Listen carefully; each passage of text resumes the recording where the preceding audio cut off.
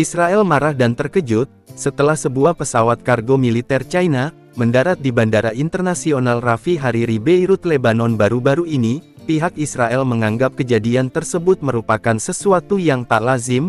Kekhawatiran besar pun mulai timbul atas kehadiran langsung militer China di kawasan Timur Tengah. Dilaporkan bahwa sebelum berada di Beirut, pesawat tersebut sempat singgah di Abu Dhabi terlebih dahulu, untuk kemudian melanjutkan penerbangan ke Mesir melalui Laut Mediterani. Pesawat China yang mendarat tersebut adalah pesawat angkut berat Y-20, telah menempuh jarak 6.000 km demi mengirimkan bantuan ke Gaza. Salah satu hal yang paling menarik adalah kenyataan bahwa pesawat ini berhasil melewati wilayah udara Israel dan Mesir tanpa sedikit pun hambatan, meskipun sejak Maret tahun 2025 lalu, wilayah tersebut memiliki penjagaan yang super ketat, akibat adanya blokade yang diberlakukan oleh Israel terhadap Gaza. Tidak hanya melalui jalur udara, diketahui juga bahwa truk-truk bantuan dari China, sejak beberapa waktu sebelumnya telah berhasil menembus ke Gaza. Bahkan sejak Februari lalu, bantuan melalui darat ini terus dikirimkan tanpa ada gangguan. Pada saat itu, bantuan kemanusiaan yang diberikan oleh China, diangkut dari Yordania ke Gaza melalui perbatasan darat. Ini menunjukkan bahwa kian hari China kian aktif, menunjukkan keterlibatannya dalam menangani krisis di Gaza. Lantas bagaimana bisa China dengan mulus memperluas pengaruhnya di Timur Tengah, dan apakah ini betul-betul akan menjadi ancaman bagi pihak Israel di masa mendatang? Apa yang akan terjadi jika Israel benar-benar harus berhadapan langsung dengan negara superpower seperti China?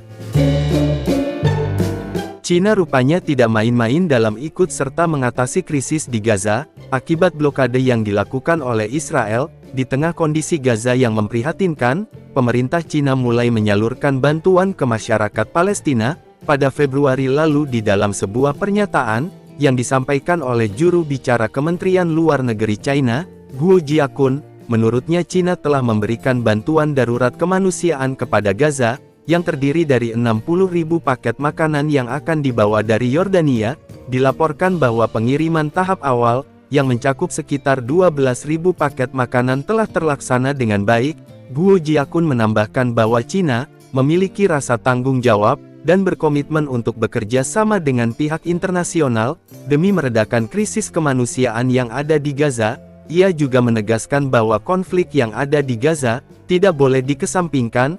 Bantuan kemanusiaan China kepada Palestina, sekaligus dukungannya agar Palestina menjadi negara yang dapat meraih kemerdekaan, memang telah berlangsung sejak lama. Pada 2024 lalu, tepatnya saat pembukaan KTT dengan para pemimpin negara Arab yang berlangsung di Beijing, Presiden China Xi Jinping, untuk kesekian kalinya menegaskan kembali komitmen China, untuk mendukung pembentukan negara Palestina yang merdeka, berdasarkan batas tahun 1967 dengan ibu kota Yerusalem Timur, juga menjanjikan lebih banyak bantuan kemanusiaan untuk Gaza. Di dalam pernyataan lanjutan, Xi Jinping menyerukan konferensi internasional, untuk terus berupaya dalam menyelesaikan perang Israel-Hamas. Ia juga menjanjikan sekitar 10,5 triliun bantuan kemanusiaan, yang akan disalurkan ke Gaza. Kemudian Xi juga menjanjikan donasi sebesar $3 juta kepada UNRWA, sebuah badan yang memberikan bantuan kepada pengungsi perang, akibat konflik yang terjadi antara Israel dan Hamas. China telah lama menyatakan keberpihakan dan dukungannya terhadap Palestina. China mengecam Israel atas serangan dan pendudukannya di wilayah Gaza. China mengetuk peluasan operasi militer Israel yang terus dilakukan di jalur Gaza. Dalam sebuah pernyataan pada tanggal 6 Mei tahun 2025, juru bicara Kementerian Luar Negeri China, Lin Jian mengatakan bahwa pemerintah China terus memantau konflik yang sedang terjadi di Gaza. Ia juga mengungkapkan bahwa China berharap agar gencatan senjata dapat kembali dilaksanakan, dan berharap agar konflik dapat diselesaikan dengan jalur yang tepat. Pernyataan lainnya yang juga menegaskan dukungan China terhadap Palestina datang pada tanggal 18 Maret tahun 2025. Dalam pernyataan Duta Besar China untuk PBB, Fu Chong, di hadapan Dewan Keamanan Perserikatan Bangsa-Bangsa, ia menegaskan bahwa negaranya sangat prihatin dengan dimulainya kembali serangan Israel di wilayah Gaza baru-baru ini. Pada awal Mei tahun 2025, perwakilan dari China Masin Min di hadapan sidang terbuka, bahwa Israel telah melanggar hukum internasional, melalui pemberlakuan blokade bantuan terhadap Gaza. Ia mendesak Mahkamah Internasional untuk memastikan pengiriman bantuan kemanusiaan ke warga Palestina. Selain itu, Masin Min juga mengungkapkan penderitaan warga Palestina, yang telah berlangsung selama lebih dari setengah abad, dan menurutnya penolakan bantuan kini setara dengan hukuman kolektif. Tanpa menyebutkan nama Amerika Serikat, Masin Min mengkritik tindakan yang bersifat sepihak, yang mana telah merusak upaya multilateral. Ia harus menyerukan kepada masyarakat internasional, untuk menegakkan otoritas yang seharusnya dimiliki oleh Perserikatan Bangsa-Bangsa, dan menegaskan kembali hak rakyat Palestina untuk menentukan nasib mereka sendiri. Karena menjadi negara yang cukup vokal dalam menyuarakan hak-hak Palestina, dan ikut andil dalam pengiriman bantuan terhadap negara-negara yang terkena krisis akibat adanya konflik di kawasan Timur Tengah, Cina sempat mendapat isu mengenai keterlibatannya dalam mengirimkan pasokan senjata bagi kelompok bersenjata Houthi Yaman. Dugaan tersebut disampaikan oleh salah satu artikel yang tayang di media Israel. Media tersebut telah mengklaim bahwa artikel itu didasarkan pada narasumber intelijen Amerika Serikat. Menurut isi di dalam artikel, Houthi menggunakan senjata buatan China untuk melancarkan serangan mereka, lalu sebagai balasannya Houthi akan membiarkan kapal berbendera China berlayar dengan aman di Laut Merah. Dinas Intelijen Amerika Serikat dikabarkan telah melakukan penyidikan, dan mengidentifikasi serangkaian rantai pasokan yang cukup rumit, yang dibuat oleh Houthi di China. Rantai pasokan itu diduga mulai dibuat sejak Houthi mulai melakukan serangan di Laut Merah, sebagai bentuk dukungan mereka kepada warga Palestina. Menyusul dugaan yang masih belum terkonfirmasi tersebut, Kedutaan Besar China di Israel, kemudian membantah laporan media Israel, perihal dugaan China membantu pasokan senjata Houthi. Stang Guoping selaku juru bicara Kedubes, mengaku cukup kecewa dengan laporan yang ditayangkan media tersebut. Ia juga menambahkan bahwa dirinya menolak keras, terhadap isi artikel yang tampaknya akan menyesatkan pembaca, dan memicu perselisihan yang mungkin akan semakin meluas. Keaktifan Cina di kawasan Timur Tengah, juga tidak hanya terkait dengan bantuan kemanusiaan. Belum lama ini, hubungan erat yang ditunjukkan oleh China dan Mesir, tampaknya juga mengirimkan gelombang tekanan bagi Israel. Bagaimana tidak, jet tempur milik China terbang tinggi di atas piramida Mesir, selama latihan udara gabungan bersejarah antara kedua negara. Latihan Aegos of Civilization 1925 yang berlangsung selama 18 hari, menandai pergeseran strategis, dan pengaruh Amerika Serikat, ketika Kairo meningkatkan militernya, dan China memperluas diplomasi pertahanannya di kawasan Timur Tengah. Latihan militer tersebut tampaknya bukan hanya menguatkan hubungan militer antara China dan Mesir, akan tetapi sekaligus mencerminkan hubungan antara kedua negara dalam lanskap geopolitik di Timur Tengah, di mana negara-negara seperti Mesir semakin gencar mencari alternatif dalam kerjasama pertahanan.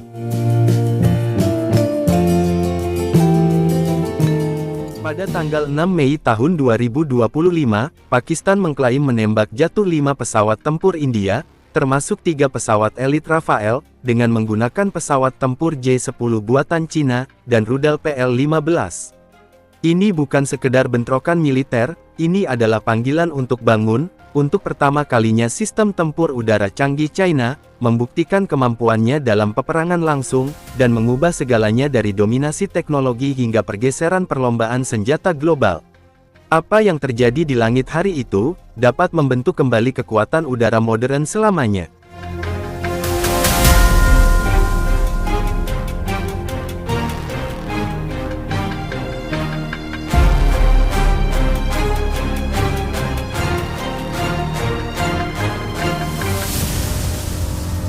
Konfrontasi tanggal 6 Mei diawali dengan operasi Angkatan Udara India, yang dijuluki Operasi Sindor, yang melibatkan serangan udara tertarget, terhadap kamp-kamp militan, yang diduga berada di wilayah Kashmir, yang dikelola Pakistan, dan sebagian wilayah Punjab, diklaim sebagai serangan terarah dan terukur. Klaim tersebut merupakan upaya India, untuk menetralisir ancaman, tanpa memicu perang terbuka, namun militer Pakistan sudah bersiaga. Menurut Menteri Luar Negeri Pakistan, intelijen telah mengetahui niat India beberapa jam sebelumnya, yang mendorong pengaktifan segera aset pertahanan udara Pakistan.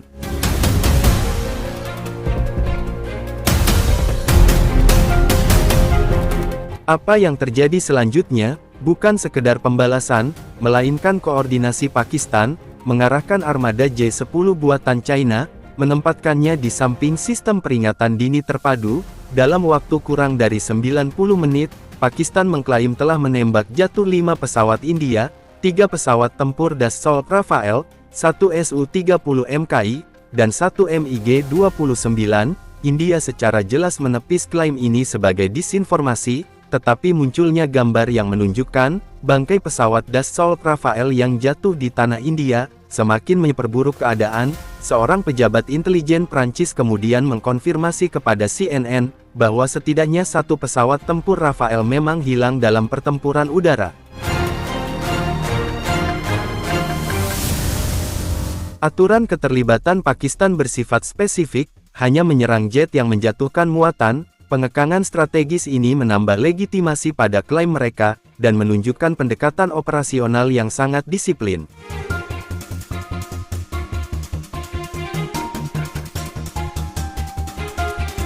J-10 tidak beroperasi secara terpisah, mereka adalah bagian dari rantai pembunuhan yang lebih luas, yang melibatkan pesawat Z-03 AWACS, radar darat, dan sistem pertahanan udara Haki-9 yang bersiaga. Ini bukan sekedar pertempuran militer, itu adalah sebuah pernyataan, sebuah pertarungan langsung antara pesawat tempur multi-role, yang dipasok dari barat, dan sistem pertarungan serba China, yang mana China keluar sebagai pemenang, dengan meyakinkan bukan hanya apa yang ditembak jatuh, tetapi seberapa lincah, cepat dan sistematisnya hal itu terjadi. Keterlibatan udara ini menggarisbawahi sifat hubungan India-Pakistan yang tidak stabil, dan potensi eskalasi yang cepat. Hal ini juga menyoroti meningkatnya peran teknologi militer canggih, dalam membentuk hasil konflik semacam itu.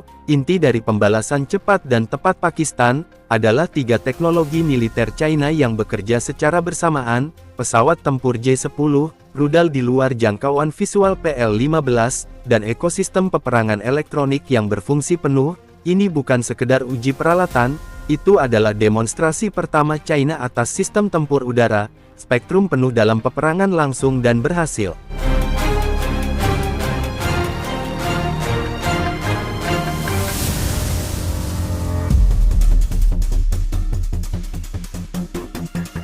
Mari kita bahas secara singkat J-10, jet tempur multi-role generasi 4 ke-5, yang dilengkapi dengan radar K-7A, sistem dengan jangkauan deteksi lebih dari 300 km. Radar ini secara signifikan mengungguli radar RB-2A Rafale, yang menggunakan teknologi Gallium-9 RS lama, dengan komponen lebih sedikit, dan jangkauan lebih rendah. Menurut pilot China, keuntungan ini seperti bertarung dalam kegelapan, di mana hanya satu pihak yang memiliki penglihatan malam.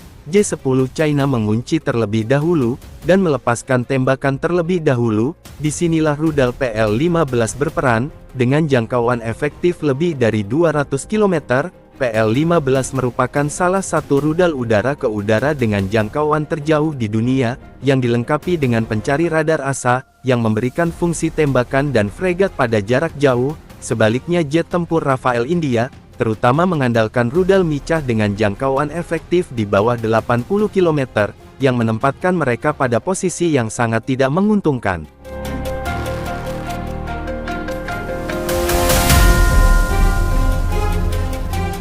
Dengan kemenangan pertempuran udara Pakistan, yang menggunakan pesawat tempur buatan Cina, semakin membuktikan bahwa Cina unggul dalam teknologi penerbangan, yang tentu saja semakin membuat Barat ragu-ragu untuk menghadapi Cina secara langsung.